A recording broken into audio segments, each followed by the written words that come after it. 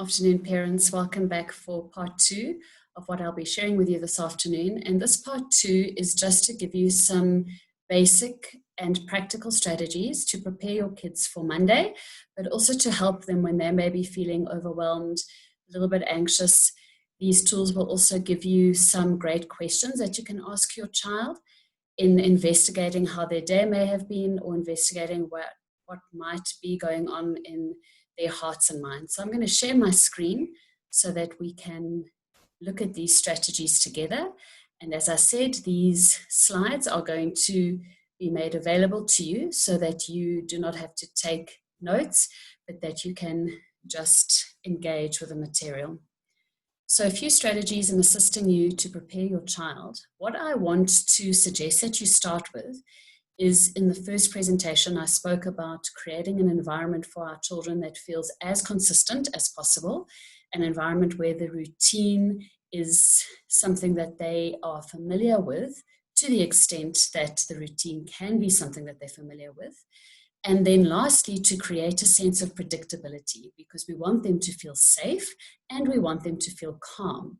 And so in terms of predictability, a helpful tool is to go through the things that would feel different to your children when they return to school, as well as the things that would feel the same.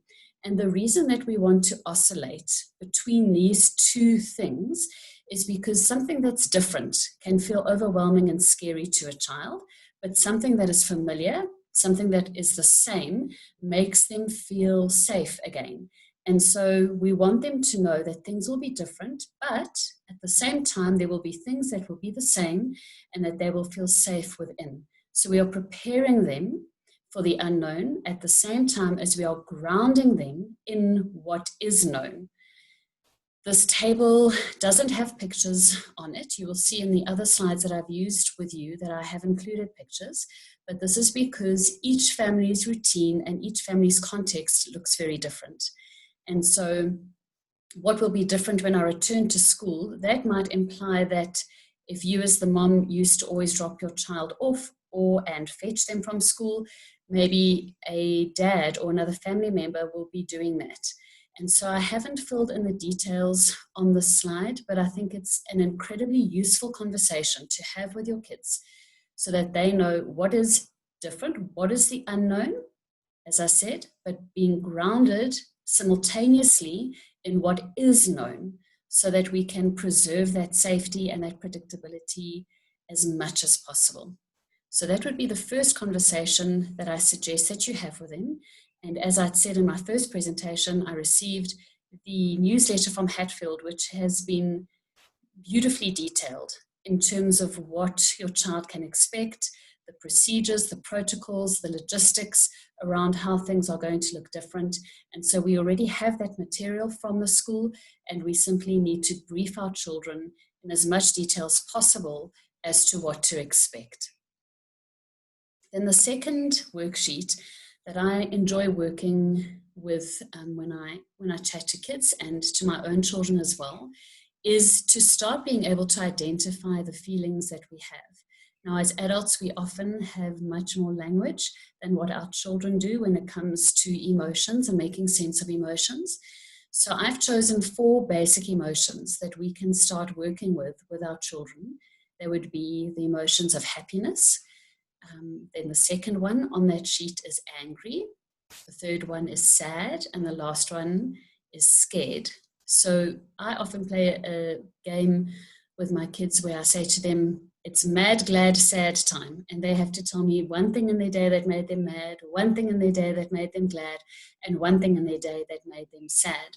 And I have added the emoji for scared because, as we all know, there will be a huge amount of anxiety that our children will be feeling alongside those other emotions. Some children do not have the language yet, the vocabulary, to name the feeling. But what they do have is a visceral, a physical sensation around that feeling. So when they are feeling scared or overwhelmed, they might say they feel dizzy, or they might say when they feel anxious that it feels like they can't breathe. So for some of your children, they might be able to say, this feeling that I'm having is sad or mad or glad or scared. But for other children, we may need to expand that a little bit and assist them in feeling what they feel in their bodies and then translating it into the emotion. So I've given you 2 columns. It's really important for us as adults and as children to be in touch with what we feel in our bodies when we are engaged with a big feeling. Because sometimes we don't know what we feel, but our bodies communicate to us. And our body will tell us, oh, I'm feeling sad or I'm feeling angry. And it's important that we develop the skill to be aware of that. So the first one, as I said, is happy. Then we have angry. So the first one is glad, mad, sad, and scared. What does this feel like? So ask your child, where would they feel it in their body? What does it feel like? Some of them will even be able to give you a color. They might say, I don't know what it feels like, but it feels like I am white and blue, for example. And that is a beautiful way for children to make sense of what they're feeling. And then, as I said, where in their bodies do they feel that feeling? Then the last column, an incredibly important question, as we said in the first presentation, to build their autonomy and their feeling of not being helpless and not being powerful, being equipped to know what to do when they feel what they feel. That last column says, what can I do when I feel this way? And again, for each child that looks different. And that's why that area is blank, so that you can go through this with your children and you can plan with them. You can use their executive brains. You can help them to problem solve and to strategize by saying, when I have this feeling, what are some of the things available to me to deal with this feeling or to communicate this feeling? And in the next worksheets to follow, I've called it my secret weapons worksheets. We will look at some strategies and some things that your children can do to deal with the big feelings that they're having. So you may want to use this worksheet first, you may want to use the worksheets that follow, but you have the basic principles in place and ideas of what we want to navigate and what we want to help our children to make sense of. So that brings me to my next set of worksheets.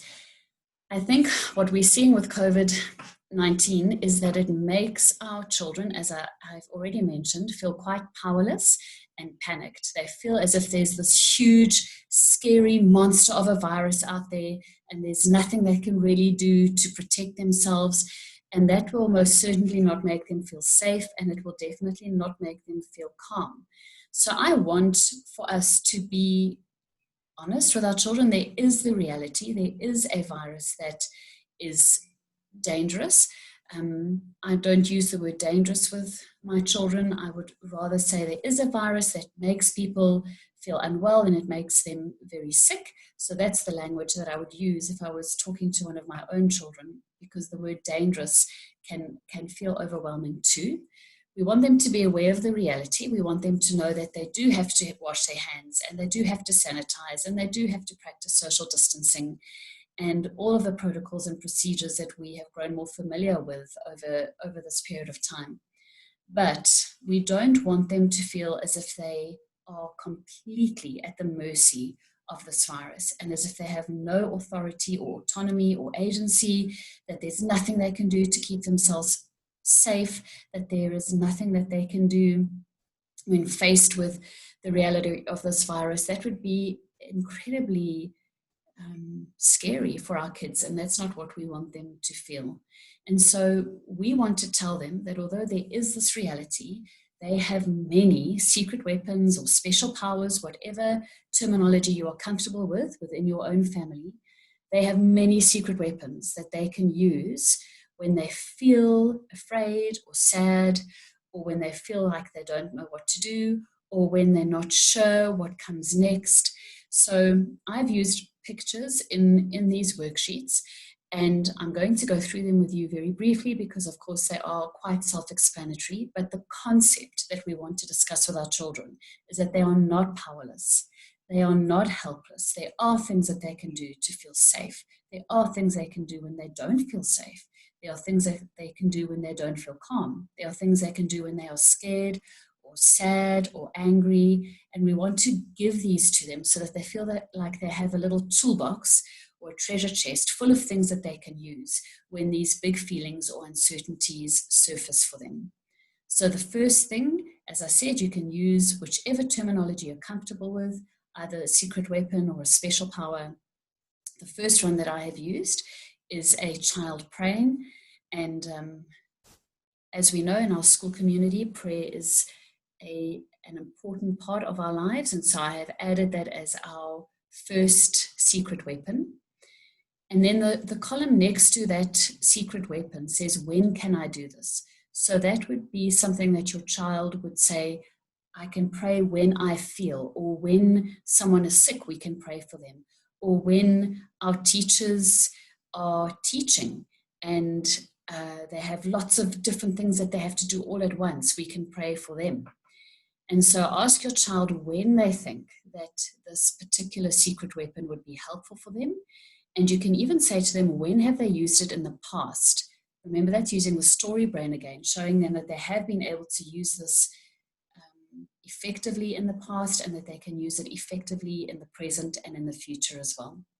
The second little picture is of a child listening. And I think we need to encourage our children to pay attention and to listen to the instructions that the school and the teachers give them so that we can all remain as safe as possible, that our children listen to what we want to share with them. As I said in our first presentation, we want to differentiate between purely bad behavior versus behavior that suggests and that communicates to us that our children are really battling with what they are thinking or feeling or experiencing. And so even when we are asking our children to listen, we are asking them to listen so that they feel safe, so that they are safe, and that they can remain calm and avert panic. Then the second secret weapon that I've placed here is the picture of a cartoon character covering his nose and his mouth as he sneezes and coughs simultaneously. Now, what we want to remind our children of is that this is the flu season. So many people are going to have the sniffles, and many people may have a cough. That does not equate COVID-19. And that's part of what I have been seeing with a panic, is that as soon as somebody coughs or sneezes, there's a massive response from the people around them. And so we want to remind our children that people will be sick, that that's a normal part of life, and that if they are feeling sick, or if other children are feeling sick, and if they sneeze or they cough, then that is what you do. When you sneeze or cough, you cover your mouth. You will have seen in the newsletter that there is a protocol and a procedure in place for an area, a quarantine area, that our incredible nurse on staff, Auntie Pauline, will be presiding over. And so there are protocols in place should children fall sick at school or not feel well at school. But the principle that we're trying to communicate to our kids with this picture is that they are able to cover their mouths and their noses should they sneeze or cough. The next picture there is hand sanitizing. So that is something that we know keeps us safe, is if we sanitize our hands and if we comply to how the school has asked for hand sanitizing to happen at certain periods of the day, after using the toilet, etc. So the staff will walk through those procedures with our children, but we want to frame it as a secret weapon, that they get to keep themselves safer and calmer by using hand sanitizer. And then again, the second column is, when can I do this? We also are able to wash our hands with soap. And then our children will all have masks, as you have seen in the newsletter and as the legislation stipulates.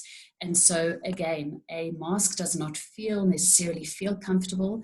Some children feel quite claustrophobic with the mask on their face. But again, it's a form of how we want to frame it, is that this is a secret weapon that you have at your disposal to keep you safer. And then obviously the second column. Then there are pool noodles all over the school grounds to indicate the distance for social distancing, which is such a lovely, innocuous way of discussing with our children how to keep safe.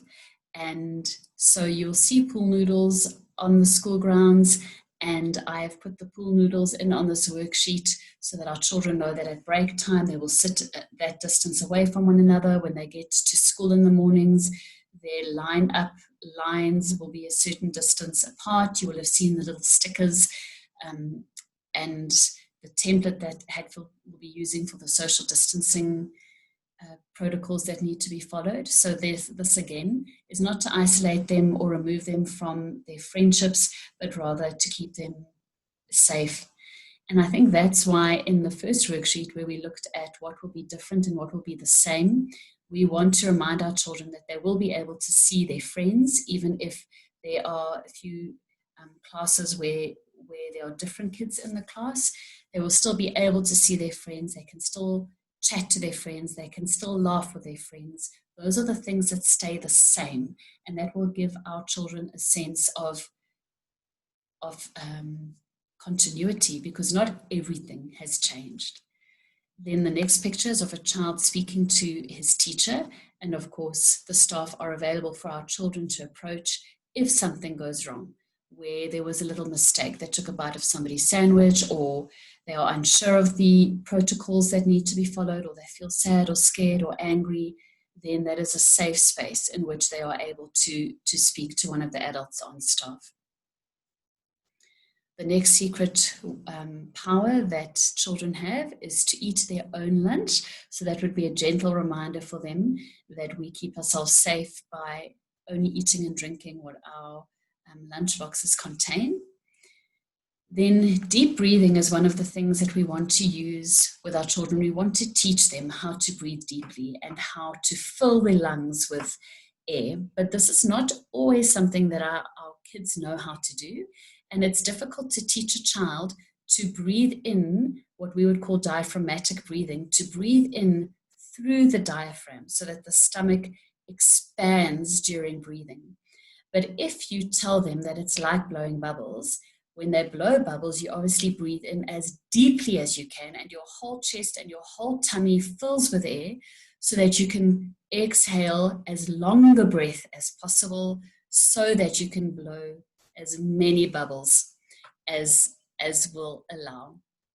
And so when we're teaching our children deep breathing, when they feel scared or unsafe or unsure, deep breathing is a quicker way than some ways to just bring down the level of physiological arousal and anxiety that they may be feeling. And so use the concept of blowing bubbles to teach them how to breathe deeply. And I would encourage you to have some bubbles in your house and to teach them this before they go to school on Monday. Then this special power is thinking about something that makes me laugh or makes me happy. So children are most definitely able to do that, or even to encourage one another to laugh. And then the last secret weapon is using my awesome brain to think clearly. And you would need to discuss this a little bit further with your child, but I think the principle that we are communicating is when we feel anxious or sad or angry, when our big feelings take over, sometimes it's very difficult to use our thinking brain. And I think Jenny referred to it as our grown-up brain. And we want to show our children that even when you are feeling these big feelings, you can take a few seconds, you can breathe in deeply. Sometimes we say to children, notice as many things that you can in your environment that are green. Green is always safe because outdoors we have trees and flowers, etc. Or see how many things you can see that are your favorite colors. So see how many blue items you can see. Or try and listen to how many birds you can hear in your environment. Or feel what your clothes feel like the day that you're wearing them. Or feel what the leaf next to you feels like. So we use the senses, sight and hearing and feeling, to allow our children to buy a little bit of time in their minds so that they can transition from being overwhelmed by emotion into a space where they are able to think a little bit more clearly and to use their thinking brains. So those would be some ideas of helping our children, especially when they are feeling overwhelmed by anxiety. And then on this page we say, staying calm and having a good attitude is definitely a secret weapon. something that we would say as adults is that we make the best of every situation, and we can encourage our children to do the same. And then the last picture on this worksheet is doing something that I love. And that's, as we said in presentation number 1, that is a way in which we can distract our children. We can actually assist them to make sense of what they're feeling emotionally, neurologically, and we need to buy some time for them when they become overwhelmed. And doing something that they love, like painting or coloring, can certainly go a long way to buying them this time. So I'd encourage you to use these things with your children. But simultaneously, many of you have been asking, how will we know if our children are really okay? And so what I want to say to you is you can expect a disruption in behavior and in how they express or experience emotion during this time.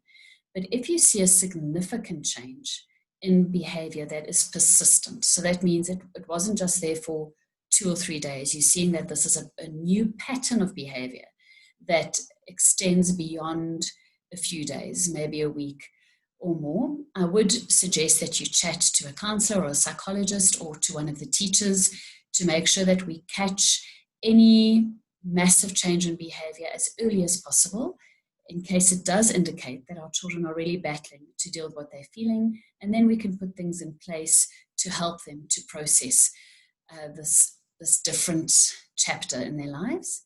If you are seeing excessive tearfulness or separation anxiety, if they are constantly sad, if they have many physical symptoms, if they don't want to go to school, they want to avoid school at all costs, that would be something that I would take note of. Then if we see a consistent disruption in sleeping, as we were speaking about earlier, or the eating patterns, if they become isolated and withdrawn, if they go completely quiet, they don't want to discuss things with you, you find it difficult to engage with them, then we would want to explore that further. And then if you see a morbid curiosity or preoccupation, such as they want to speak about death frequently, or they seem to be preoccupied with the very dangerous, scary, morbid aspects of COVID-19. What happens when somebody dies? That's a very normal question to ask, but if you see them asking that question more frequently, or asking a lot about death, or asking a lot about loss and the scarier aspects of the situation, then that is probably indicative of the fact that they need to process this differently. I think if you see behavioral preoccupations, so constantly wanting to wash their hands, or constantly wanting to use the hand sanitizer, or being excessively anxious about contact with another person, then we would want to help them to reestablish their equilibrium and help them to reestablish that feeling of being safe and of feeling calm. You can look at the website that I've included on this slide for mental health basics around children and understanding that, particularly in the context of COVID-19. So if you are worried, then you can read more about these types of symptoms on that website.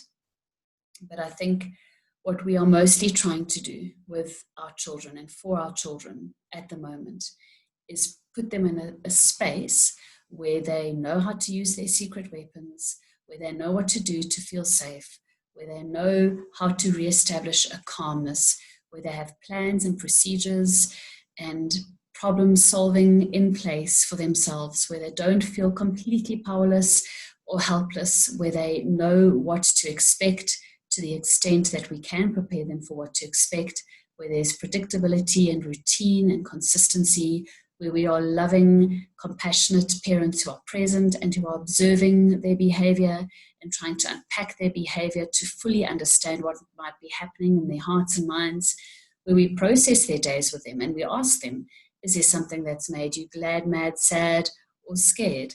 Where we show them what it means to stay calm, and where we also give them the freedom to make mistakes without panicking instantly. It sounds like a lot for one parent to do. I understand that. And as I said to you, I'm a fellow parent. I know it's not always easy to walk our little people or even ourselves through something like this. So I have a lot of compassion for that. But I trust that these will just be a few ways in which you can build resilience into your children as we move forward through the next few months. I trust that you'll have a good afternoon, and I'm sure I'll see you on the school grounds soon. All the best.